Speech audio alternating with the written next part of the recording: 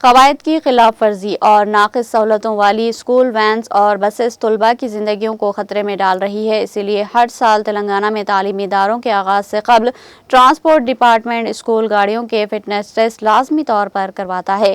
آئندہ 2 ہفتوں میں ریاست میں تعلیمی ادارے دوبارہ کھلنے جا رہے ہیں۔ بیشتر انفٹ گاڑیوں میں بریک سسٹم، ٹائر کی حالت اور ایمرجنسی ایگزٹ جیسے بنیادی سیکورٹی خصوصیات ناقص پائے جاتے ہیں۔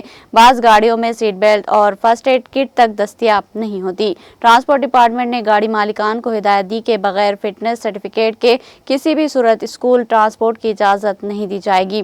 ایسے کئی معاملات سامنے آئے جہاں اسکول گاڑیاں مقررہ گنجائش سے زائد بچوں کو بٹھا کر لے جاتی ہے، جس سے حادثات کا خطرہ کئی گنا بڑھ جاتا ہے۔ ٹرانسپورٹ ڈپارٹمنٹ کی جانب سے جاریہ سال بھی خصوصی مہم شروع کی جائے گی، جس کے تحت تمام زونز میں ٹیم تشکیل دی جائے گی جو اسکول گاڑیوں کا معائنہ کرے گی۔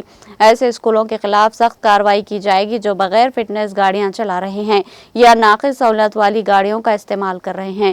والدین سے بھی اپیل کی گئی کہ وہ اپنے بچوں کی ٹرانسپورٹ گاڑیوں کی حالت کا معائنہ کرے اور کسی بھی بے ضابطگی کی صورت میں حکام کو اطلاع دے۔ یہ تمام اقدامات طلباء کی جانوں کو تحفظ فراہم کرنے کے لیے کیے جا رہے ہیں۔